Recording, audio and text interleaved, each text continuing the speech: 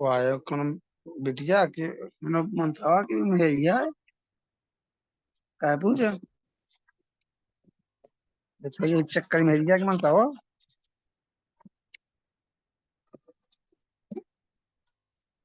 ये मिलैया के मनसावा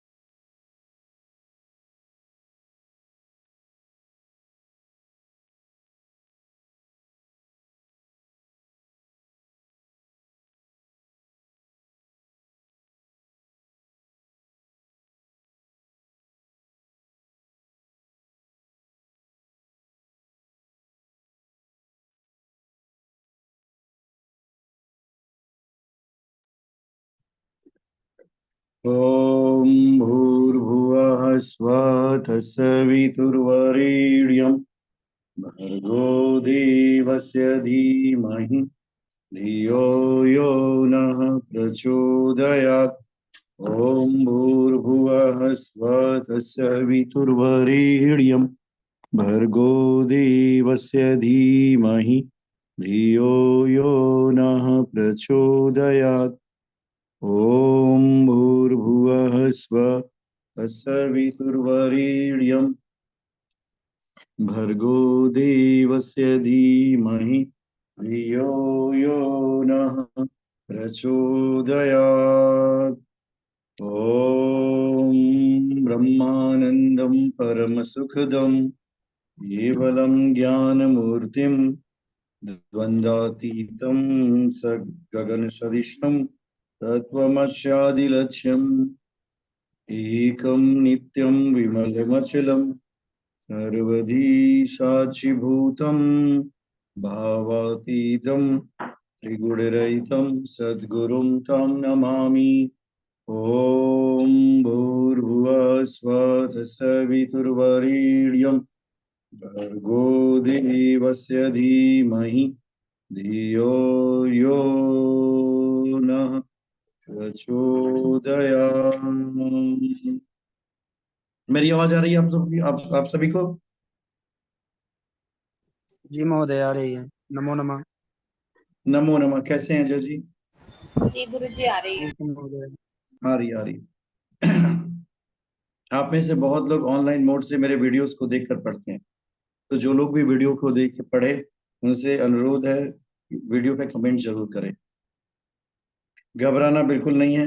जीवन में जितना प्रेम रहेगा उतनी अच्छी ज्योतिष आपको आएगी।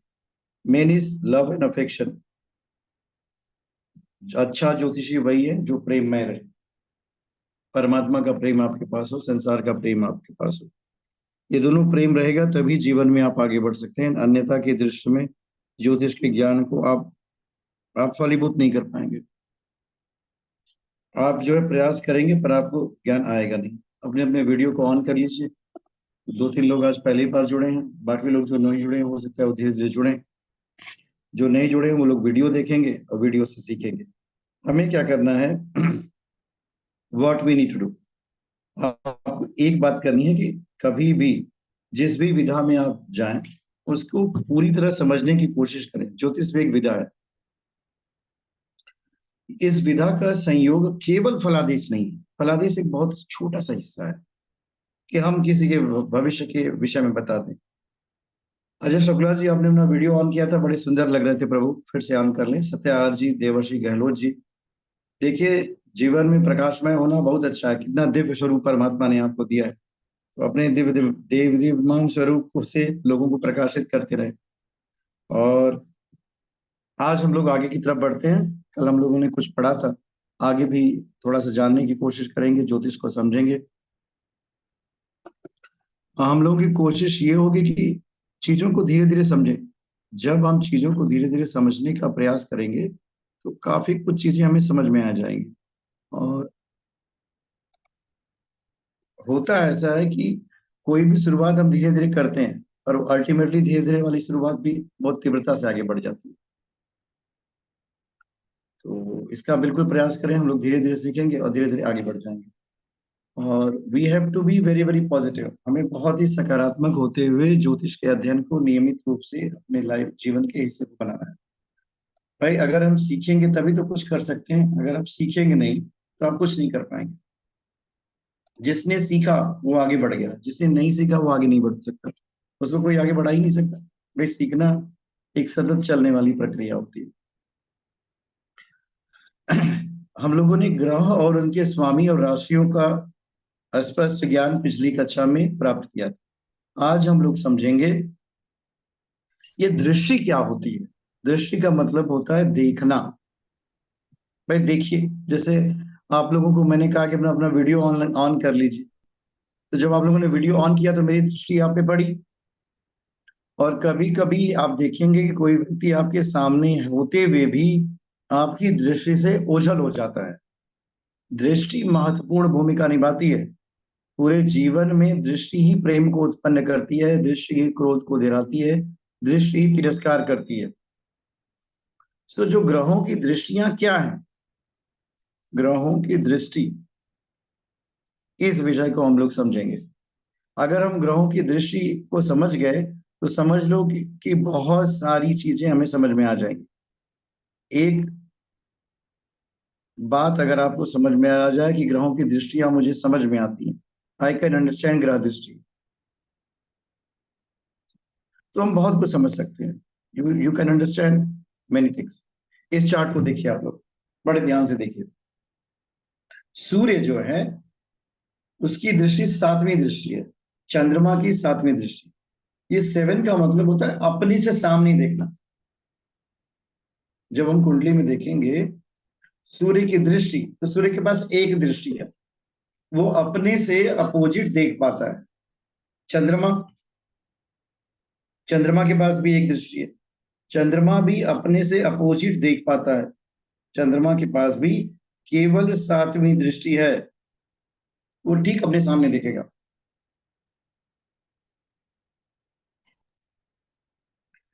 मंगल, मंगल के पास 3 दृष्टियां, 4, 7 और 8। मंगल अपने से चौथे घर को भी देखेगा, सातवें घर को भी देखेगा और अष्टम को भी देखेगा। तो मंगल के पास कुल दृष्टियों की संख्या हुई 3। हर ग्रह के पास एक दृश्य कॉमन है। कौन सी दृष्टि कॉमन है? सातवीं दृष्टि। हर ग्रह के पास जो है सातवीं दृष्टि कॉमन है। देखिए यहाँ भी 7 है, यहाँ भी 7 है, यहाँ भी 7 है, यहाँ भी 7 है, यहाँ भी 7 है, यहाँ भी 7 है।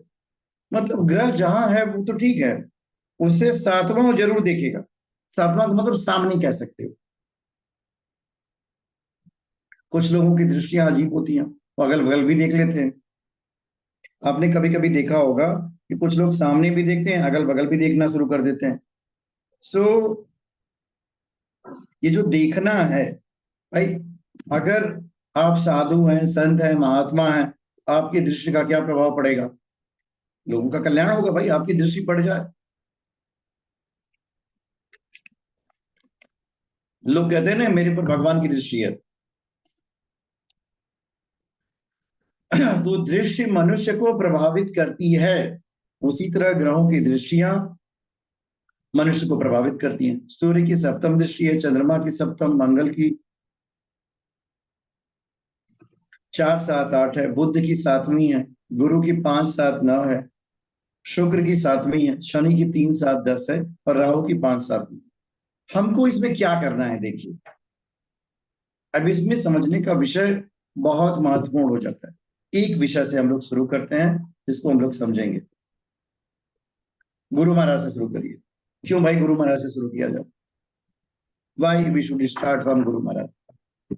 जितने भी ग्रह हैं आपके, उनको 2 कैटेगरी में डिवाइड किया गया। एक को कहा जाता है पाप ग्रह और एक को कहा जाता है देव ग्रह। एक को राक्षस कह सकते हैं, एक को देवता ग्रह कहते हैं। एक को शुभ ग्रह कहा जाता है, दूसरे को अशुभ ग्रह कहा जाता है। ये जो शुभ ग्रह होते हैं, शुभ ग्रहों की दृष्टि बहुत अच्छा प्रभाव दिखाती है। अब इसमें अगर आप एक बात बहुत अच्छे से समझें, मेरी आवाज आ रही है आपको?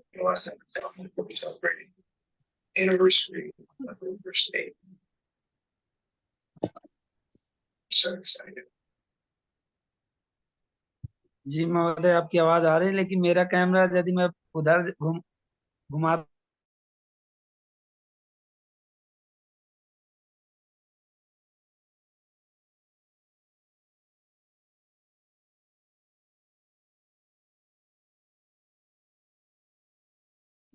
गुरुजी अभी आवाज नहीं आ रही है आपकी।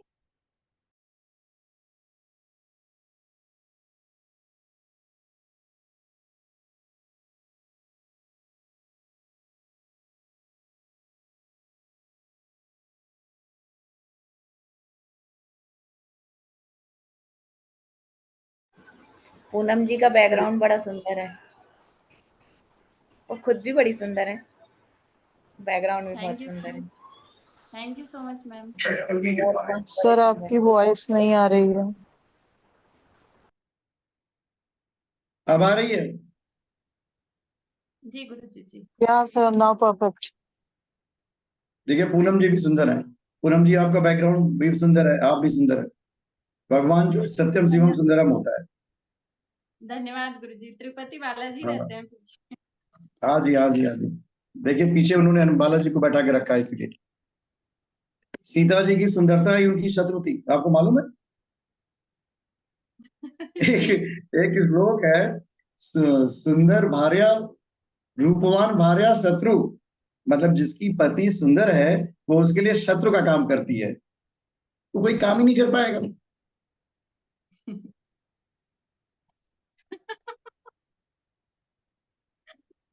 सही बात। सही बात है। You are agree with this? Right.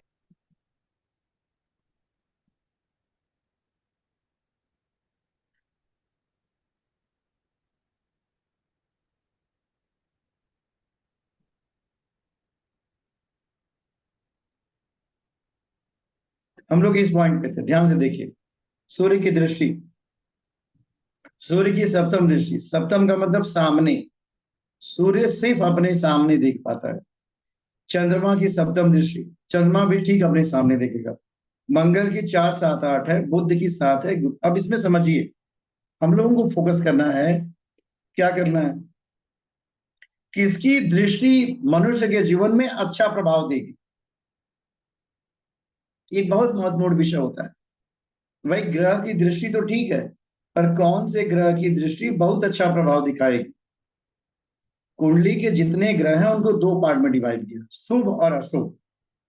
अशुभ ग्रहों का मतलब बिल्कुल ये मत समझिएगा कि वो बेचारे सब परेशान करते हैं। जो कार्य देव ग्रह नहीं कर सकते वो सारे कार्य जो है अशुभ ग्रह कर देते हैं, अब बड़ी आसानी से कर देते हैं। देवता हो सकता है सो जाए, लेकिन राक्षस बिल्कुल नहीं सोता। राक्षस अनवरत रूप से परिश्रम करते रहते हैं। अब इन सारे ग्रहों में अगर हम कहें कि हमारा कौन सा ग्रह सबसे शुभ है, यह गुरु। याद रखिए इस बात। अब इसको मैंने आपको क्यों बताया। गुरु के पास 3 दृष्टि है, 5वीं, 7वीं और 9वीं। गुरु के पास पंचम दृष्टि है, सप्तम दृष्टि है और नवम दृष्टि है। अब गुरु क्या करेंगे, इन दृश्यों का प्रयोग करेंगे। और ये अपने से 5वें देखेंगे, अपने से 7वें देखेंगे, अपने से 9वें देखेंगे। तो जिन भावों पर गुरु की दृष्टि पड़ती है वे भाव जो है अपने को वृद्धि करा देते हैं। अब गुरु कहाँ है, कैसे है, ये भी देखना बहुत आवश्यक है। सूर्य, सूर्य देखिए सप्तम दृष्टि है, तो सूर्य जहां है वो तो ठीक है, लेकिन जिस भाव को देखेगा उसमें उग्रता उत्पन्न करता है। सूर्य प्रेम नहीं करा सकता, आप इस बात को हमेशा समझिएगा। वो जिस भाव में रहेगा उस भाव के संबंधों में उग्रता उत्पन्न करेगा। सूर्य अगर लग्न में बैठ गया तो अपने से सप्तम भाव को देखेगा, और जब अपने से सप्तम भाव को देखेगा तो क्या करेगा, जो पति पत्नी का संबंध है उसमें दरार डालेगा, तकरार होगी, मिसअंडरस्टैंडिंग होगी, कुछ ना कुछ तो होगा। शनि, शनि को देखिए, शनि की दृष्टियां देखिए 3, 7, 10। शनि महाराज के पास जो सबसे बड़ा गुण है तो वो बहुत स्लो है। शनि महाराज की कहानी आपको आती है? शनि महाराज को स्लो कैसे बना दिया गया? शनि महाराज को स्लो बनाने के कारण थे ऋषि पिपलाद का। किसी दिन कहानी आपको बताएंगे, बहुत 2-3 लाइन बता देते हैं कि पिपलाद ऋषि जो है वो एक कोटर में पैदा हुए। उनको पता नहीं था कि उनका नाम क्या है। जब उनके नाम के विषय में उनके पास कोई जानकारी नहीं थी तो ऋषि पिपलाद ने क्या किया, नारद मुनि उधर से जा रहे थे, देखे पीपल के वृक्ष में एक छोटा बच्चा 4-5 साल का बैठा है, बहुत तेजस्वी, बहुत ओजस्वी। तो नारद मुनि ने क्या किया, पूछा बेटा तू है कौन? तो कहे ये तो नहीं बचा पता मुझे कि मैं हूं कौन। नारद जी ने ध्यान लगाया तो पता चला ये तो महर्षि दधीचि का पुत्र है। तो कहा बेटा तू कोई साधारण नहीं है, तेरे पिताजी बहुत बड़े महर्षि थे, उन्होंने अपनी हड्डियों को दान दे दिया। किसको दे दिया? इंद्र को दे दिया, उससे वज्र बना और जिससे देवता जी थे। तो बोले कि बचपन में ही मेरे पिता की भी मृत्यु हो गई, मेरी माता मेरे पिताजी के साथ सती हो गई और मुझे इतना बड़ा दुख हुआ, ये बताओ किसके कारण मुझे इतना बड़ा दुख हुआ? तो कहे बस शनि महाराज से। और वहीं से ऋषि पिपलाद जी के मन में शनि जी के प्रति शत्रुता का भाव उत्पन्न हुआ। उन्होंने तपस्या करना शुरू किया, ब्रह्मा जी को प्रकट कर लिया और उनसे ये वरदान ले लिया कि जिसको देखे वो भस्म हो जाए, जलना शुरू हो जाए। और सबसे पहले आह्वान कर दिया शनि महाराज का। शनि महाराज प्रकट हुए, बस उन्होंने जलाना शुरू किया। इसलिए देखे शनि काले दिखते हैं। तीनों लोगों में हाहाकार मच गया, भाई शनि जी को अगर ऐसा कर दिया गया तो फिर क्या होगा। फिर देवता आए, ब्रह्मा जी भी आए, और ब्रह्मा जी आकर के भाई समझाए बुझाए कि भाई छोड़ दो शनि को। तो कहा यार छोड़ देंगे शनि महाराज को, लेकिन कुछ शर्तें हमारी मान लो। पहली बात, किसी भी बालक के 5 वर्षों के अंदर शनि का दुष्प्रभाव नहीं होगा। ये एग्री हो तुम छोड़े इनको। भाई हमारे जीवन में कष्ट आया, और इसके बाद उन्होंने क्या किया, इस पीपल के वृक्ष ने मेरी रक्षा की है, इसके फलों को मैंने खाया, इसको पत्ते को मैंने खाया, इसलिए जो कोई भी आज के बाद पीपल के वृक्ष की उपासना करेगा, स्पर्श करेगा, शनि महाराज उसको तंग नहीं करेंगे। 2 कंडीशन हो गई। अब शनि महाराज को छोड़ने की बारी आई तो जो हाथ में तपस्या वाला दंड नहीं होता, बस उसी से खींच के मार दिया उन्होंने। तो पिपलाद ऋषि का दंड लगा, शनि महाराज टेढ़े हो गए। तब से शनिचर बहुत धीरे धीरे चलते हैं। अब इसका प्रभाव क्या होता है कि शनि महाराज धीरे धीरे चलते हैं तो जो भी एक्टिविटी होगी शनि से प्रभावित जातक के अंदर वो बहुत स्लो होगी। अगर आपको देखना हो कि कोई व्यक्ति किससे प्रभावित है, जो बहुत आलसी है पर मेहनती बहुत होगा, ये बात जान लीजिए।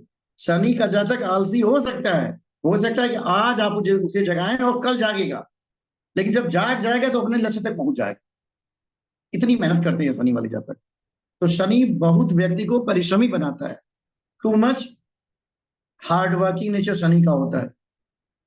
इसमें समझने की क्या बात है, 3, 7, 10 शनि की जो दृष्टियां हैं, तीसरी है, 7वीं है, 10वीं है। शनि तीसरी दृष्टि से देखते हैं, 7वीं से देखते हैं, 10वीं से देखते हैं, और गुरु महाराज 5वीं, 7वीं और 9वीं से देखते हैं। दोनों में अंतर क्या है? शनि महाराज बिगाड़ते हैं और गुरु जी बनाते हैं। शनि महाराज ने अगर किसी संबंध को देख लिया तो बिगाड़ देंगे, स्लो कर देंगे। बेचारे के भाग्य भाव को देख लिया तो भाग्य स्लो हो गया। हर चीज उसके जीवन में बहुत देर से घटित होगी। और वही गुरु महाराज देखेंगे तो क्या होगा, हर चीज उसके जीवन में समय घटित होगी। जब हम कुंडली के ग्रहों को देखते हैं तो सबसे शुभ ग्रह जो है गुरु है, सबसे शुभ ग्रह, और सबसे अशुभ ग्रह राहु है। ये दोनों बातों का बहुत ध्यान दीजिएगा। सबसे ज्यादा कल्याण गुरु करेंगे और सबसे ज्यादा भ्रमित राहु करेंगे। इसके पीछे का लॉजिक क्या है, क्यों, why to focus on these 2 point. इसके पीछे का लॉजिक अगर आप समझेंगे तो जिस व्यक्ति ने आपके जीवन में गुरु जुपिटर इररेस्पेक्टिव जब कभी उसका जन्म हुआ, इससे कोई फर्क नहीं पड़ता कि वो जातक किस नक्षत्र में, किस लग्न में, किस राशि में पैदा हुआ, कोई फर्क नहीं पड़ता। लेकिन अगर वह एक बात पे रुक जाता है कि उसने अपने गुरु को बलवान कर लिया, मीन्स अपने जीवन में ज्ञान को महत्व दे दिया उसने, उसकी कुंडली के 10,000 दोष दूर हो जाते हैं अपने आप। इवन जब आपको लग्न कुंडली के विषय में बताएंगे तो ये बात बहुत महत्वपूर्ण हो जाती है कि गुरु जो है अगर लग्न में बैठ जाए, ये बहुत सोफिस्टिकेटेड प्रेडिक्शन होता है गुरु का, लग्नस्थ गुरु कुंडली के 10,000 दोषों को अकेले दूर करता है। तो वह जातक जो है 10,000 प्रॉब्लम अपनी लाइफ में फेस कर रहा होगा, it will be wiped out, बहुत इजीली वाइप्ड आउट हो जाएगी। 10,000 समस्याएं अपने आप दूर हो जाती हैं उसकी। समस्या कहां से आती है जातक के जीवन, भाई एक अकेला गुरु इतनी सारी समस्याएं दूर करता है। प्रॉब्लम क्या हो रही है कि हम गुरु का वर्ण ही नहीं करते, हमने तो गुरु को साधारण समझ रखा। तो एक प्लानिट है, गुरु ज्ञान है, गुरु तपस्या है, गुरु बल है, गुरु आत्मा की चेतना है, गुरु आत्मा का ओज है, गुरु आत्मा का तेज है। अगर गुरु को आप बलवान कर लेते हैं, ऐसी परिस्थिति में आपको कुछ भी करने की आवश्यकता नहीं है, बहुत सारी चीजें आपके जीवन के अपने आप होती। एक ये देखिए, अभी की कुंडली मैंने बना दी, इस कुंडली में हम लोग पहुंचेंगे गुरु के पास।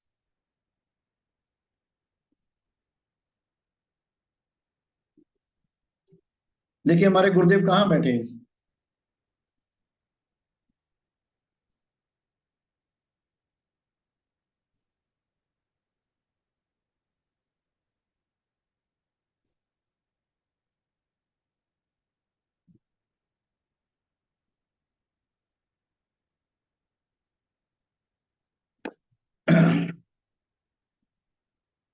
इसमें ध्यान से देखिए गुरु की स्थिति। जो मैंने आपको बताया था उसको फिर से एक बार रिवाइज कर देते हैं, 10 मिनट में रिवीजन करेंगे, आप ध्यान से पढ़िएगा इसको। ये है पहला घर, ये दूसरा, ये तीसरा, ये चौथा, ये पांचवा, ये छठा, ये सातवां, आठवां, नौवां, 10वां, 11वां, 12वां। कोई भी कुंडली आप लेंगे, घर यही होंगे। जिस बार किसी ने कह दिया भाई पहले घर का स्वामी कौन है, तो हम इस प्रश्न का उत्तर कहां से ढूंढेंगे, पहले घर में देखेंगे कि लिखा क्या है। पहला घर यही है। अब देखिए पहले घर में क्या लिखा हुआ है, कौन से नंबर लिखे हुए, उस पर ध्यान से दीजिए। ये देखिए, आप में से कोई अनम्यूट करके बता दे पहले घर में क्या लिखा हुआ है। वृश्चिक है गुरुदेव। 8 लिखा हुआ वृश्चिक है ना? लगन की कुंडली है, वृश्चिक लगन की हाँ कुंडली है, बिल्कुल। स्वामी अब मंगल ये हो गया। वृश्चिक लग्न की कुंडली हो गई।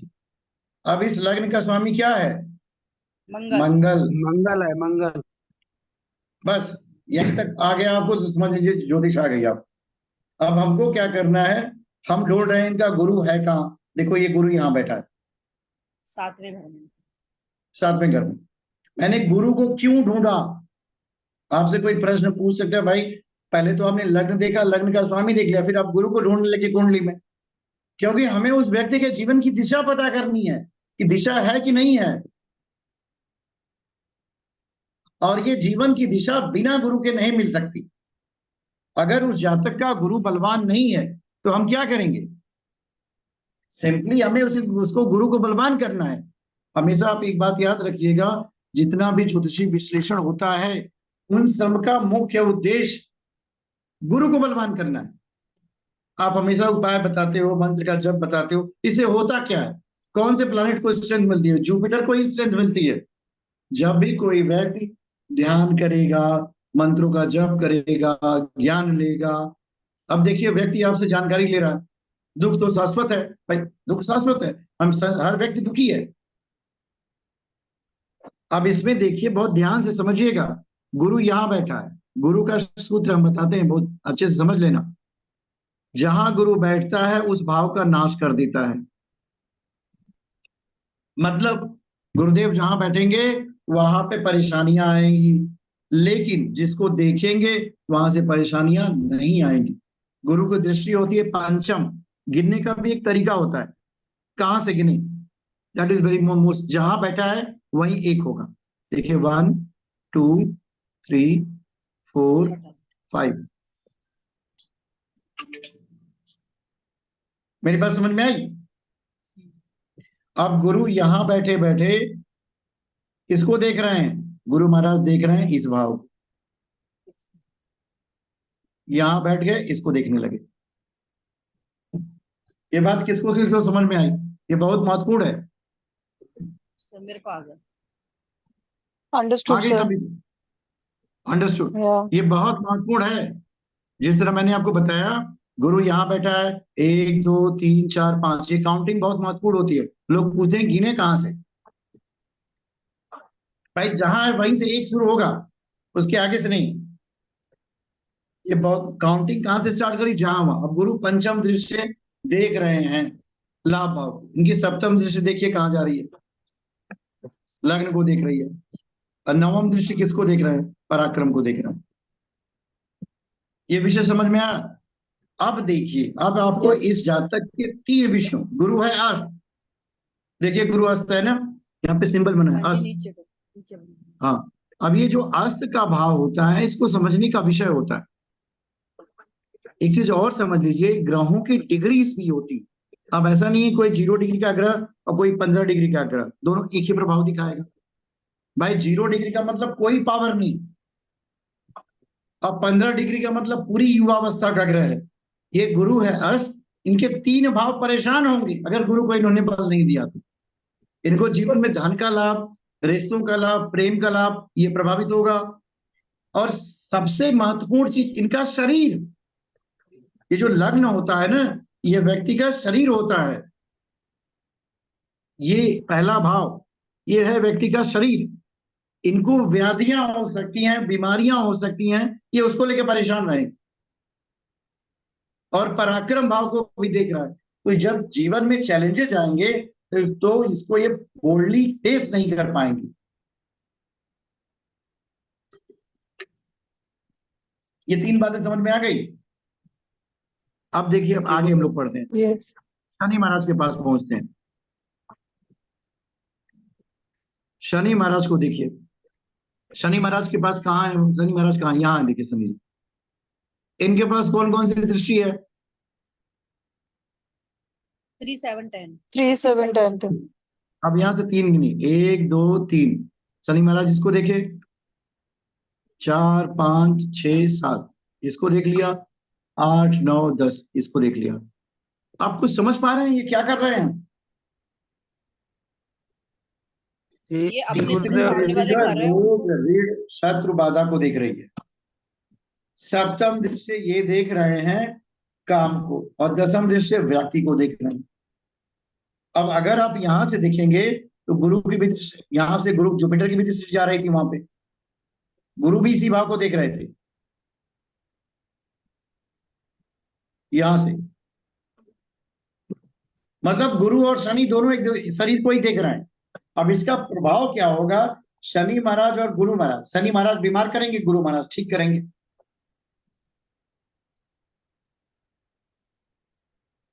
मेरी बात समझ में आ रही है आपको? जी अब सर। इसका, हाँ, तीसरी दृष्टि देखिए, यह रोग ऋण शत्रु बाधा। अगर किसी चीज को स्लो कर दिया जाए तो वो आपके लिए फायदेमंद होगा कि नुकसानदायक होगा? रोग को कम कर दिया जाए तो आप खुशहाल होंगे कि निरोग, तो दुखी होंगे? कोई कह दे भाई आपको 6 साल वाला जो रोग है वो 10 साल बाद आएगा, अच्छा है। आपके या शत्रु सर। कम, बहुत अच्छा है। कर्ज आपको कम लेना पड़े, बहुत अच्छा है। तो देखिए, शनि का दुष्प्रभाव भी आपको अच्छा प्रभाव दे रहा है कि नहीं दे रहा? दे रहा है। और सप्तम दृष्टि से ये जो कर्म भाव को देख रहे हैं, नौकरी में हो सकता है बार बार परिवर्तन हो जाए, लेकिन जातक बहुत मेहनती होगा। बेचारा बहुत मेहनत से अपना काम करेगा, हार्ड वर्किंग होगा। समस्या सिर्फ एक भाव में आ रही है, क्योंकि शनि की दशम दृष्टि जो है व्यक्ति को देख रही है, ये बेचारा आलसी होगा, आज का काम कल करेगा, कल का काम परसों करेगा, परसों का काम नरसों करेगा। बस यही सी समस्या है। देखिए, और एक चीज और है, आप लोगों को मैंने पढ़ाया नहीं, कि चंद्रमा शनि यहाँ पे विषय योग बना दिए हैं चतुर्थ भाव में। ये जातक जो है घर से दूर ही रहेगा, कोई ना कोई ऐसा कारण होगा जिसकी वजह से इसको डिप्रेशन हो सकता है। बहुत सारे लोगों को आप देखेंगे कि वो लोग मोबाइल में घुसे। अच्छा, तो होता क्या है, चंद्रमा शनि की युति युति, चंद्रमा है व्यक्ति का मन, मन पे जब शनि की किरणों का प्रभाव पड़ता है तो ऐसे में जातक का मन बहुत खराब हो जाता है, तो डिप्रेशन होने के चांसेस बनते हैं। सर ये कौन कौन सा सी योग युक्ति बनता है? बनी है? सबको, हाँ जी, चंद्रमा और कौन सा शनि के योग साथ बना? रह विष रोग, विष रोग। विष योग, विष योग अभी हम आपको आगे पढ़ाएंगे योग, कितने तरह के योग होते हैं और उन योगों का प्रभाव क्या होता है। जैसे इस कुंडली में देखिए मंगल राहु, परेशान मत होइएगा कि आपको नहीं पता है, बताएंगे। मंगल के साथ राहु आने पे अंगारक योग बनता है। ये जातक बहुत क्रोधी किस्म का होगा। तो एक बात तो समझ ही लीजिए, काम, क्रोध, लोभ, मोह, अहंकार, ये नरक के द्वार है। किसी जातक के अंदर अगर आ जाए तो उसको तो परेशान करने के लिए बहुत काफी है, आपको इसके अलावा किसी चीज की जरूरत ही नहीं पड़ेगी, ये खुद ही आपको परेशान कर देंगे। तो इसको तो ठीक सर करने की शनि जरूरत है। सर शनि 24 पे है, तो ये एक तरह से वृद्ध हो गया। 28 के बाद वृद्ध होता है। ओके, ठीक है सर। होता क्या है ना, ग्रहों की इस विषय में हम एक दिन क्लास लेंगे। आज मेरा विषय था कि आपको ग्रहों की दृष्टियों को समझाएं जी सर। और उससे प्रेडिक्शन कैसे किया जाए।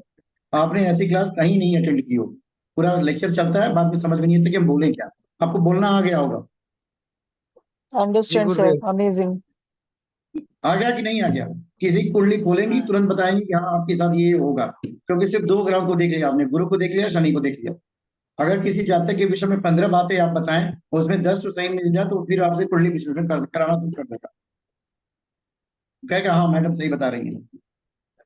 तो मेरी क्लास का ऑब्जेक्टिव ये होता है, इसका नाम मैंने बेसिक एस्ट्रोलॉजी रखा है, पर इसमें बेसिक है कुछ नहीं, ये सब एडवांस से ज्यादा चलते रहते हैं। मेरा एडवांस पढ़ोगे उसके बाद पढ़ने की जरूरत नहीं पड़ती। सो ये विषय है, इसको आप लोग बहुत अच्छे से दोहराइएगा। कमर सीधी करके आप लोग बैठिए, अपने वीडियो को ऑन कर लीजिए। आप में से बहुत सारे लोगों ने पेमेंट कर दिया है, जिन लोगों ने पेमेंट नहीं किया है वीडियो को ध्यान से देख रहे हैं, 2-3 क्लास के बाद के वीडियो सबको मिलना बंद हो जाते हैं। तो ऐसे लोग जो वीडियो से देख करके पढ़ रहे हैं, समझ रहे हैं, मेरा विनम्र अनुरोध है कि 99 रुपीज स्पेंड करने में बहुत ज्यादा खर्चे नहीं आते, तो इसको खर्च करिए, अपने जीवन में आगे बढ़िए। और आपको एक बात बता दें, न सिर्फ हम आपको सिखाएंगे पढ़ाएंगे, बल्कि आपको जॉब भी प्रोवाइड करा देंगे। So there is nothing to be happy, आप किसी तरह घाटे में रहने वाले नहीं है।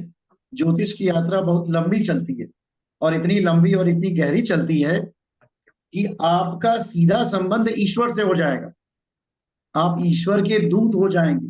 गुरु चेतना आपका मार्गदर्शन करेगी। पढ़ करके ज्योतिषी बनना बड़ा कठिन कार्य है भाई, कितना पराशर के सूत्रों को हम पढ़ेंगे, लेकिन जब हमें अनुभव हो जाएगा जीवन का, और जो ज्ञान का सागर है स्वयं परमात्मा, स्वयं गुरु, अगर उसका सानिध्य हमें मिल जाए तो हम बहुत तेजी से आगे बढ़ेंगे। तो आप सबको हमारी कक्षा में परम पूज्य गुरुदेव का सानिध्य मिलेगा, परमात्मा का सानिध्य मिलेगा। जिन लोगों को कोई संदेह हो कभी, तो व्हाट्सएप पे चैट कर लिया करें, कॉल बिल्कुल ना किया करें कभी, क्योंकि हम बहुत व्यस्त रहते हैं। पर मेरा एक उद्देश्य है, आप सभी के जीवन में गुरु की चेतना, परमात्मा की चेतना, ईश्वर की चेतना प्रवेश, उससे इसमें अच्छे विचार आ जाए, और उन विचारों का उपयोग करके इस संसार का सामूहिक रूप से कल्याण किया जाए। ज्योतिष एक ऐसी विधा है जो न सिर्फ मनुष्य के भविष्य को बताती है, बल्कि मनुष्य के भविष्य को बना देती है। कमर सीधी करके बैठेंगे, हम लोग 11 बार गायत्री मंत्र का पाठ करेंगे, भावना करेंगे कि भगवान जो है हमारे आज्ञा चक्र में उपस्थित हो जाए, हमारे अंदर गुरु की चेतना प्रवेश करे, हमें स्पर्श करे, जिस मार्ग पे हम बढ़ रहे हैं उस पे हम निरंतरता से बढ़ते हुए चले जाएं। ओम भूर्भुवः स्वः तत्सवितुर्वरेण्यं भर्गो देवस्य धीमहि धियो यो न प्रचोदयात्। ओम भूर्भुवः स्वः तत्सवितुर्वरेण्यं भर्गो। आप लोग मुंह से गायत्री मंत्र को बोलिए, कोई दिक्कत नहीं है। 11 बार बोलेंगे, उसके बाद हम लोग उच्च स्वर में गायत्री मंत्र बोलेंगे। ओम भूर्भुवः स्वः तत्सवितुर्वरेण्यं भर्गो देवस्य धीमहि धियो यो नः प्रचोदयात्।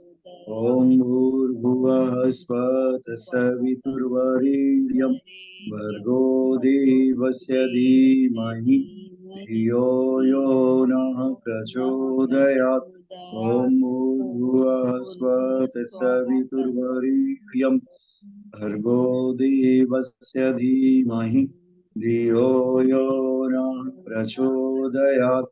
ओम भूर्भुवः स्वः तत्सवितुर्वरेण्यं भर्गो देवस्य धीमहि धियो यो नः प्रचोदयात्।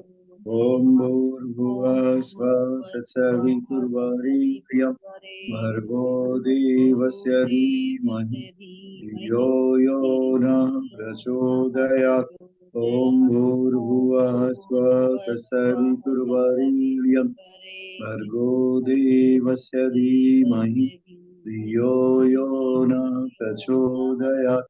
ओम भूर्भुवः स्वः तत्सवितुर्वरेण्यं भर्गो देवस्य धीमहि धियो यो नः प्रचोदयात्।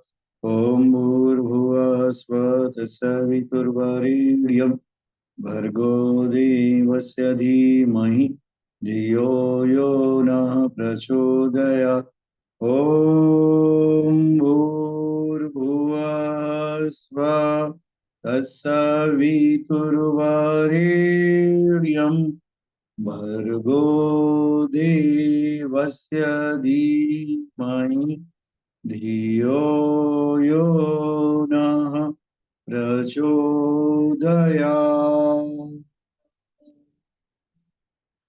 ओम सच्चिदानंदरूपाय विश्वोत्पत्त्यादिहेतवे तापत्रय विनाशाय श्रीकृष्णाय वयं नमः।